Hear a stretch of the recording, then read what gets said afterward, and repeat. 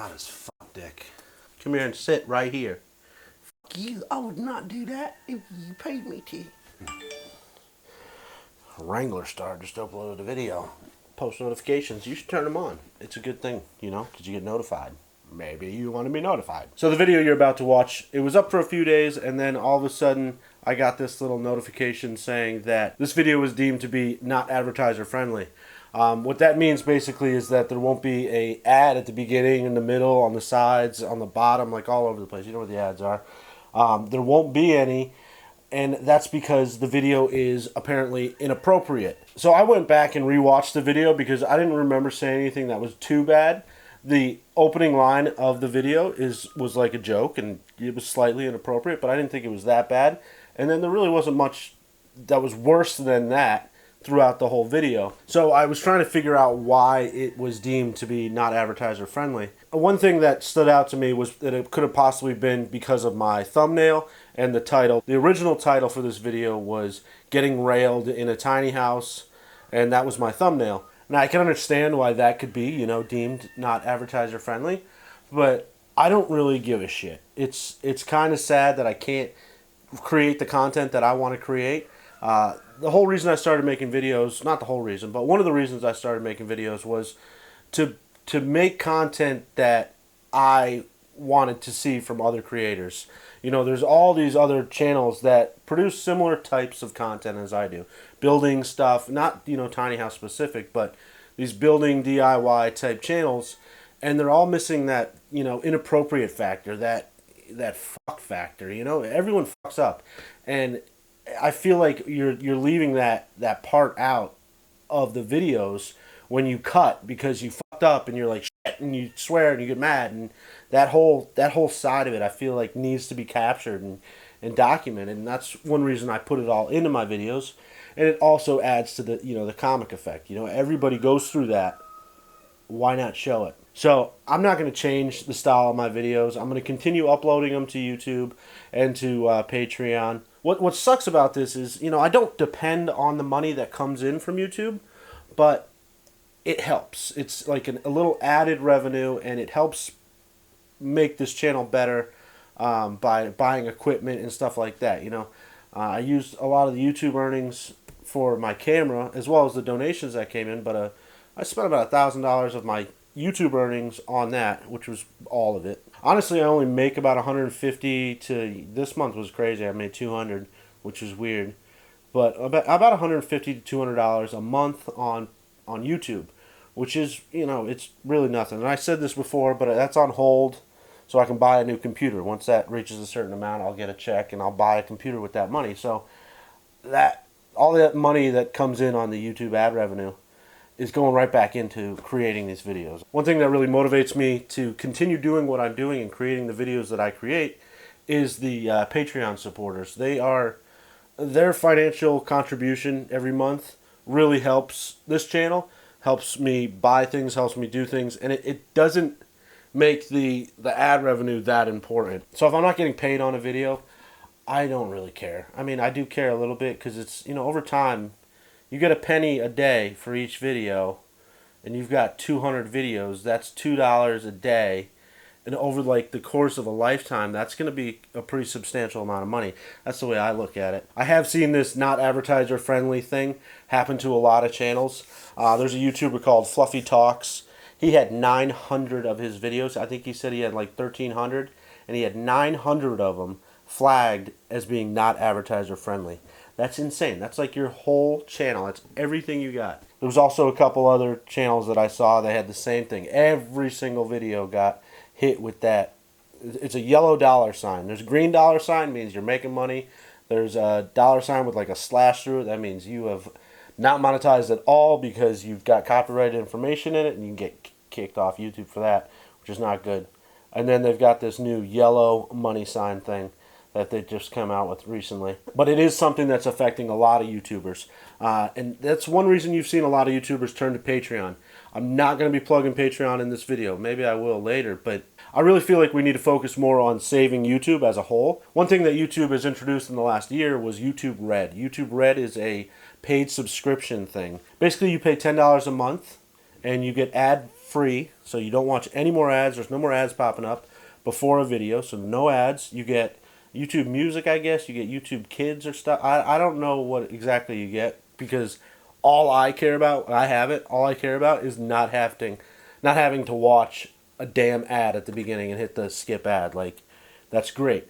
And by being a YouTube Red user or subscriber, every view that I watch, every video that I watch, that creator is making more money on my view than anybody else's, because a percentage of that $10 goes to each video you watch. Maybe YouTube may take, I don't know how many percent. I'm going to make up some numbers here, okay? But YouTube, out of that $10, might take $1. So there's $9 left. If I watch 9,000 videos in a month, I'm did some big math right there. Then each video that I watch is going to get a penny, which is 4 times the amount that a normal viewer gives. So it's a really good thing for the creators, and I feel like it's the only way to save this platform as a whole. I did get into an argument on that Fluffy Talks channel with some guy who really didn't like it, and YouTube was always free. Yes, it was free, and so was Facebook, and so was all this other stuff. How many times do you see ads popping up on all these things? Instagram, on Facebook, on every platform you're on, there's advertisings and stuff like that. Sure, you want to sit there and watch them, but those ads are going away, and the creators are no longer making money, so the creators are going to stop creating content, or they're going to move to another platform. And I feel like this is a good platform, solid, it's got stuff going on with it that with a few people, I mean, not everybody needs to become a YouTube Red subscriber or user. With just a few of them, it's going to save this channel as a whole. So I don't know if there's a link. I doubt there's a link down below, but just search out YouTube Red. It's just $10 a month. And I know some of you are going to be like, fuck you, Dan. You can go suck on it. That's fine. Don't do it. If you got the $10 and you want to help creators as a whole, not an individual creator, which that is Patreon. If you want to help YouTube creators as a whole, every video you watch, check out YouTube Red. So we're going to get into this video, and I'm sorry that it is not advertiser friendly. I'm going to put an ad right here if I can. There's going to be an ad. Bam! Right there. No ad? No ad. Wouldn't let me put an ad there. Was there an ad? I'm sorry. I'm not really. I hope I didn't have my dildo in the fucking background. Son of a bitch! Daniel, that is not advertiser friendly, okay? No one wants to see your 14-inch double-sided black dildo, okay? Why's it gotta be black, Dan? Oh, God. In today's video, I'm gonna get railed. That's bad, isn't it? Getting railed? Depends who you are. I know some people that like to get railed. I don't like to get railed. This is inappropriate. Are any of my videos appropriate? No. So in this video, I'm going to build my stair railing. I'm going to make the metal part, and then the wood part I'm going to do later. I'll probably do that off camera. But to start out, I made 3 of these. These are just 1/4-inch thick pieces of steel with 1/2-inch holes. These will be the bases of the railing. So it'll be one there, and one right there. I like that. So I can't really draw a picture of it, but there's going to be 2 posts here and 1 post here, and this post is going to connect in to this post lower down than the top of it, and then this one's going to have 2 bars, one on the top and then one about 4 inches up from the bottom here. So easy, a little more complicated. One thing that I need to know is the height of a stair railing, or just a railing on anything, on a deck or something. The minimum is 36 inches and the maximum is 37, so you don't have really much to go on. And again, these are numbers that I found online and images and stuff, so I don't know what your codes might be, but I would say it's safe to say that 36 inches as a minimum would be good everywhere in the US.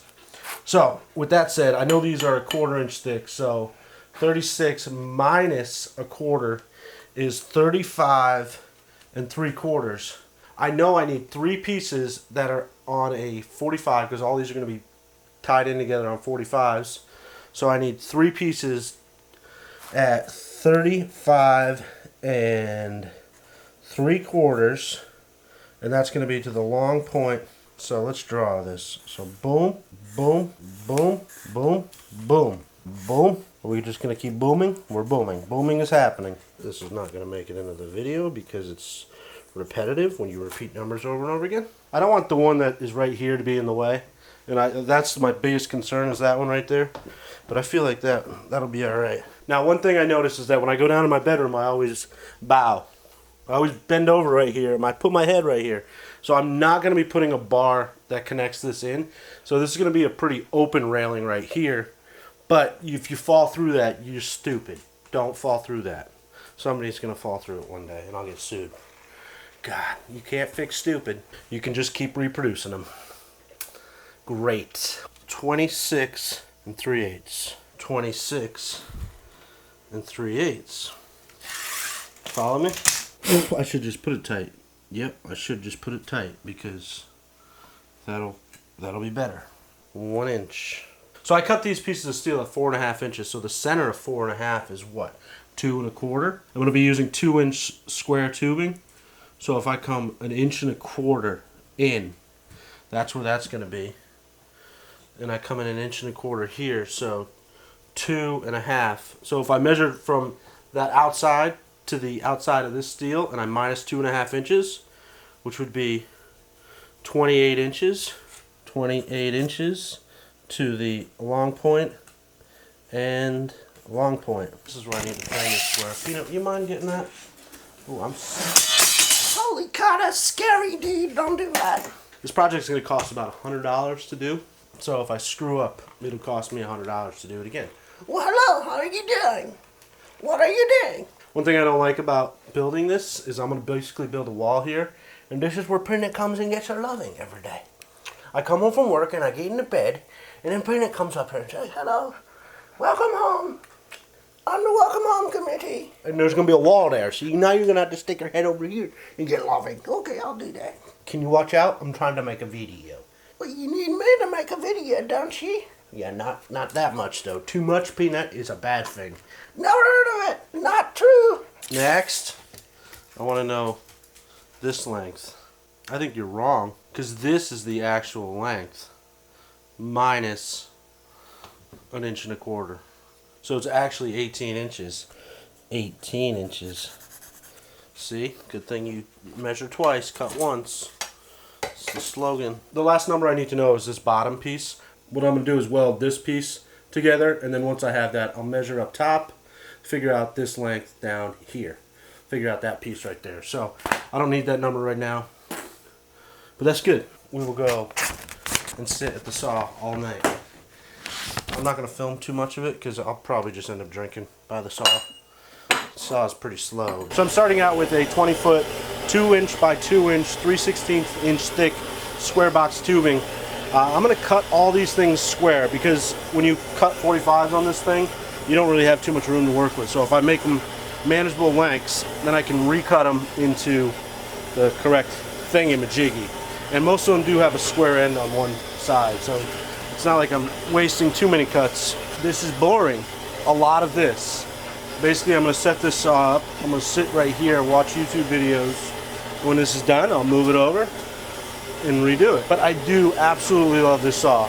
I mean, it's so much better than anything else you could buy. Simply for the fact that you can just set it and then walk away. I can go back to the house, make a drink. That blade is still the original blade, which I feel is probably on its last leg, but is still cutting.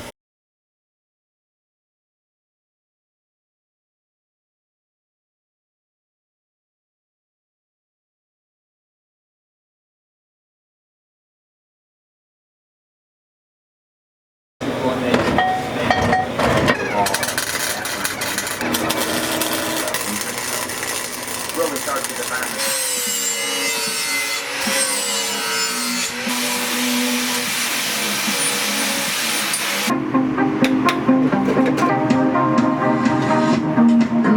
And keep emissions to a minimum.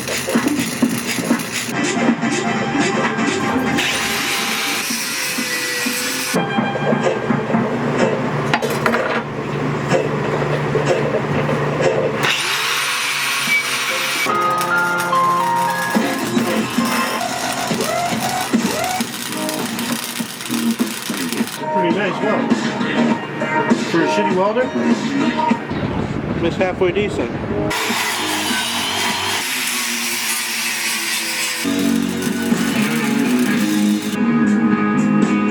amazing, but not bad.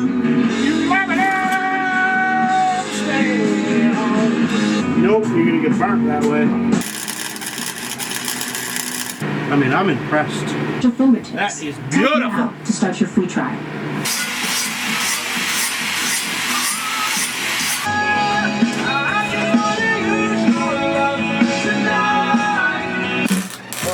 I'm getting burnt on the motherfucking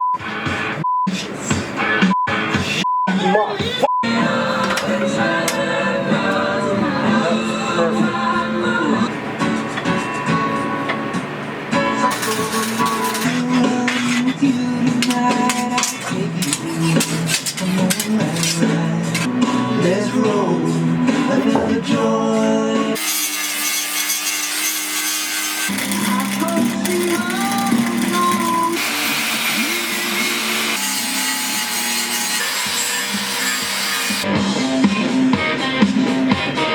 So as of right now, I'm going to leave this project as is. I still have to weld these plates on the bottom, which I'm just going to do off camera. It's not a big deal. But before I move forward on this project, there's a few things I need to figure out before I continue with it. One thing is I wanted to feel it out, make sure that it doesn't affect the flow of the house. So far, I'm pretty happy with it. This I can still bend over right here and get into my my bedroom, so that's not a problem. I do want to put some type of paneling here. Originally, I was going to do the same wood that I was putting in the cabinets, doing wood here, but then I was thinking maybe I could put a piece of glass. I posted a picture on Instagram or Facebook. One of them, somebody said doing expanded metal, which is, I'll show you a picture. I like that rust look, so I think that would be cool if I clear coated it. One thing about this railing here is that whatever I do here is going to be the same railing that goes on my deck outside. So I want it to look good outside, but then also come inside and have it all tie together and it look good. So glass I think would be cool, but I don't really like it because it's too modern of a look that I'm going for here. I'm kind of going for a rustic modern. I don't know. I'm not like that, but you know, I'm going for a certain look that I don't know what it's called. Exquisitely rustic modern. So yeah, if you've got any crazy ideas to finish this off, I'm going to weld on some tabs so I can connect whatever I want to do here. This will remain open right here. But yeah, I'm going to just sit on it, feel it out, make sure it's not in the way, and we'll pick up this project in the future. One thing I found when I was welding was that it's really a pain in the butt if I weld this inside edge right here, like this corner right here. If I weld it, I can't get it smooth and I can't make it look good. So on a lot of these, I didn't weld this portion because it ends up just making it nice and square edge. We'll see when I do my painting if it's going to affect it, but I'm hoping just to leave it like that so it's not that, so it doesn't stick out, because it's really hard to grind inside that corner. I'd say that's a good 60 pounds. 60 pounds. And you were trying to stay under 10,000 pounds. And just this is 60. You're not doing too well. Can you imagine if I'm under 10,000 pounds? That would be amazing. Thanks for watching. I gotta go to work.